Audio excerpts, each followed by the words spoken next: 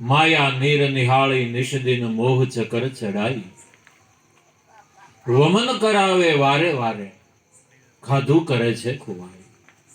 હાથમાં કાંઈ આવતું નથી પસ્તાવા સિવાય. ખાધેલું કાઢ નાખે એમ છતાંય જીવ પાછો વળતો નથી. નાવ પુરાની,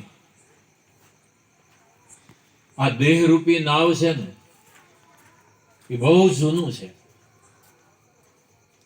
દેહ પછી દેહ, દેહ પછી દેહ, દેહ પછી દેહ. જીવાત્મા આમનામ બદલ્યા જ કરે છે, બદલ્યા જ કરે છે. આમાં પાછો મનનો કવાબ ઉપડે. એક તો મધ દરિયામાં નાવ બહુ જૂનું થઈ ગયું છે, એમાં મનનો કવા ઉપડે. મનનો કવા એટલે શું? કે જે માતા પિતાએ જન્મ દીધો એની સેવા કરવાને બદલે એની હામાં જ અપશબ્દો બોલે, આ મનનો કવા કહેવાય. મનુષ્ય જેવા મનુષ્ય છીએ. આપણા માટે ભગવાને ખાવા પીવાની કેટલી બધી વસ્તુ બનાવી, ફળ, ફ્રૂટ, અનાજ, આ બધું મૂકી અને ઈંડાની લારીએ ઉભા રહે ને જીવ, આ મનનો કવા કહેવાય. ન ખાવાની વસ્તુ ખાવાની ઈચ્છા થાય, ન પીવાનું પીવાનું મન થાય, આ મનનો કવા કહેવાય. સિંહને તમે લાખ રૂપિયા દેજો, એ ખડ કોઈ દી નહીં ખાય. હવે તો આપણે સારું છે કે લોઢાના પલંગ ને ખાટલા ને આવું બધું આવી ગયું. નકર લાકડાના ખાટલા જયારે હતા પછી એમની અંદર માકડ થતા. માકડ એક જ કામ કરે, માણસનું લોહી પીવે. જો એ ખાટલામાં કોઈ માણસ ન હોય તો માકડ મરણીયો થઈ જાય, પણ બીજું એને કઈ હાલે નહીં. 8 દી પછી ઓચિંતાના કોઈક મહેમાન થયા હોય ને એ ખાટલો પાથરી દીધો હોય, સવારે જોવો તો માકડને 12% લોહી વધી જાય, પણ બીજું એને ન હાલે. એમ તમે લક્ષ 84 નજર કરો. કુદરતના ઘરથી જે ખોરાક નિર્માણ થયો ને, પશુ પંખી ઈ ખાય છે. મનુષ્ય કેવી વસ્તુ છે કે કુદરતના ઘરથી નિર્માણ થયેલી વસ્તુ ખાવાને બદલે ન ખાવાનું ખાય, ન પીવાનું પીવે, ન બેહવાનું હોય ને બેહે, ન કરવાના ધંધા કરે. છે ને જોખમ ભરેલો. પશુ કી પનિયા બને, નરકા બને નહીં કાંઈ, પણ નર જો શુભ કરણી કરે ને તો આમાંથી જ નારાયણ થાય. 60-70 વર્ષની આપણી જિંદગી છે. આમાં જો કોઈ સદગુરુનો હથવારો થઈ જાય, સત્ય નામની ઓળખાણ થઈ જાય, જો ભજન થઈ જાય તો 60-70 વર્ષમાં પાર હોય પડી જવાય એવું છે.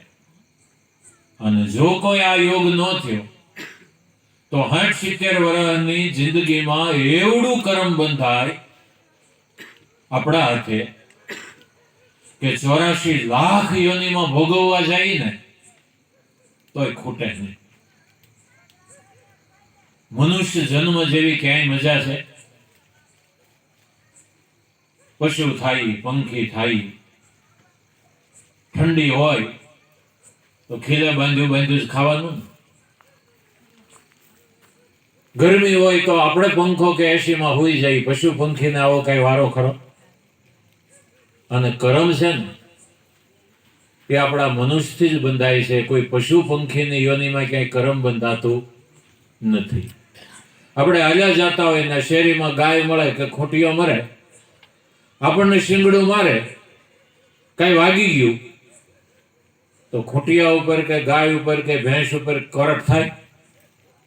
પણ માણસે ગાડી ભટકાડી હોય ને ટાંટીઓ આપણો ભાંગી નાખ્યો હોય તો કેસ થાય ને? તો કેસ થાય.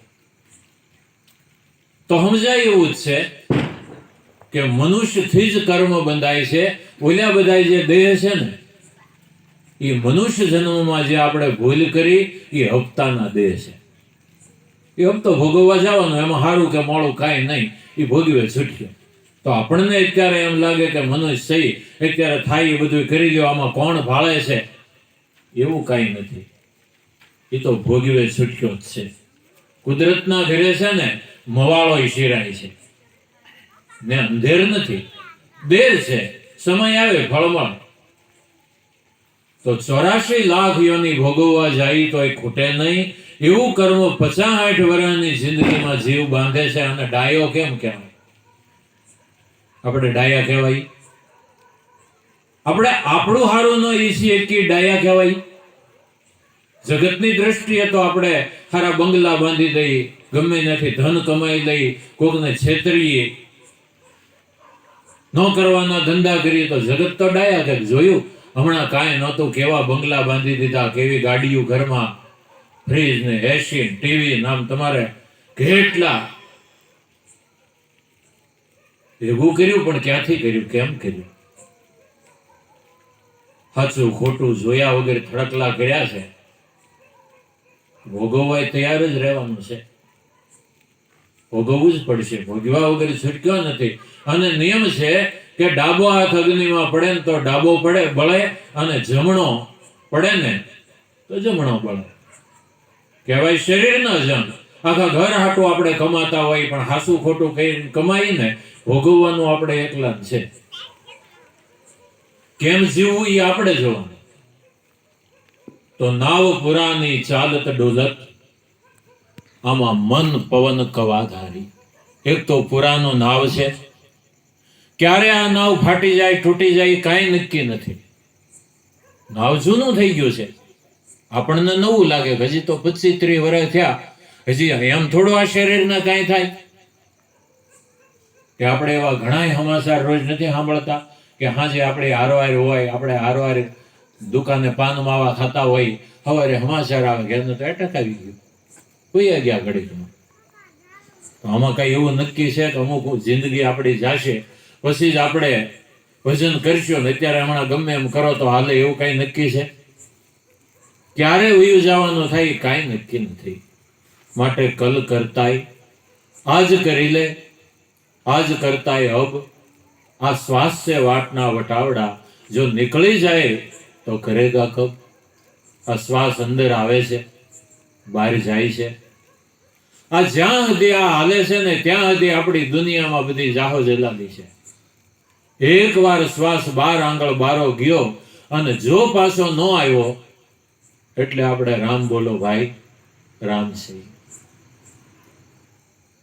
તો ઈશ્વરને જાણવાનો, ભક્તિ કરવાનો આ યોગ છે કે જ્યાં સુધી શ્વાસ આપણી અંદર હાલે છે ત્યાં સુધી જેટલી કમાઈ કરવી હોય ત્યાં એટલી કરી જવાની.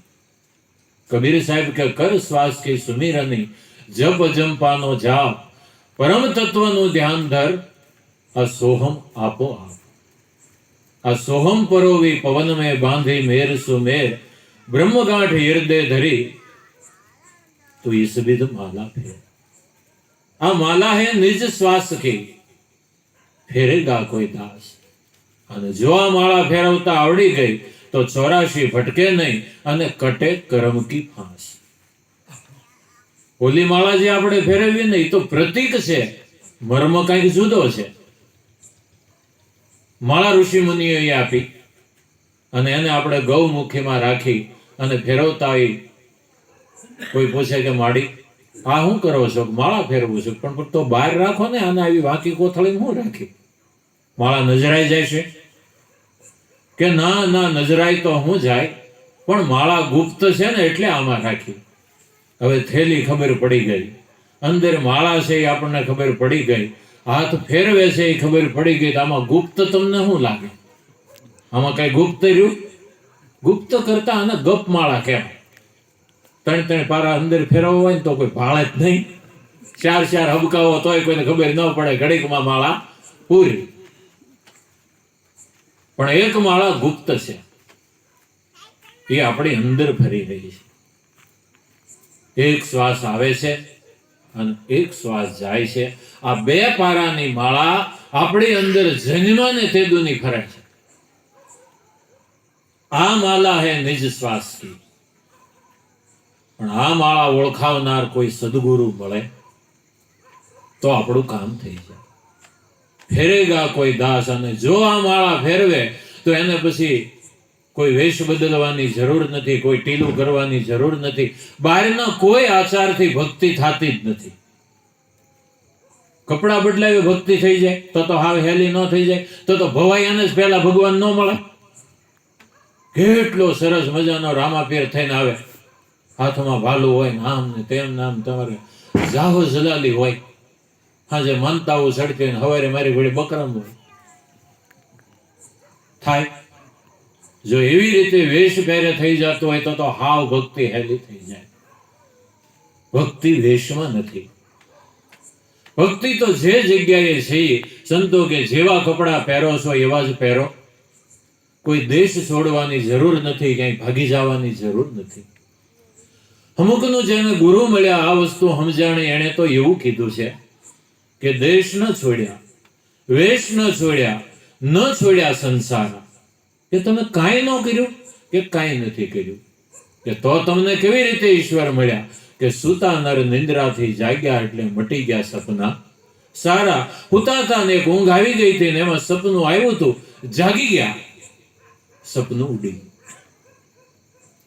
એક વાર જીવ જાગી જાય તો કામ થઈ જાય. જાગ્યા વિનાનો જીવ આ પદવી ક્યું કરી પાવે? આ પદ એની અંદર પડ્યું છે પણ જીવ જાગતો નથી. જાગતો નથી એનું કારણ એવા જગાડનાર કોઈ ગુરુ મળ્યા નથી. અહીંયા તો ધંધે જવું હોય ને મોડા જાગી તો ઘરવાળી જગાડે કે ઊભા થાવ અને તમારે કારખાને નથી જવું, આ તમારું ટિફિન તૈયાર થઈ ગયું. પણ મહાનિંદ્રામાંથી કોણ જગાડે? મહાનિંદ્રામાંથી તો એક સદગુરુ જ જગાડે. સુઈ રહ્યો સારી રેન જુગતરી જોત બુજાઈ, ઊંઘ વસે ઘટમાય નિંદર તને કહા સે આઈ, મુવા ઊંઘને મારી નહીં અને શું રહ્યો ગભરાય. ઊંઘત ઊંઘત ઊંઘી રહ્યો, આમાં તારું કામ ન સુધર્યું કાંઈ, એલા જોતો ખરો ખંજરી વાગે છે અહો ખંડમાં. કુતેલાને કોઈ દી કઈ લાભ થાય? ગમે એવો જલસો હોય પણ જાગે એ જોવે ને. કુતેલાને કઈ કામ થતું નથી. તો સુઈ રહ્યો સારી રેન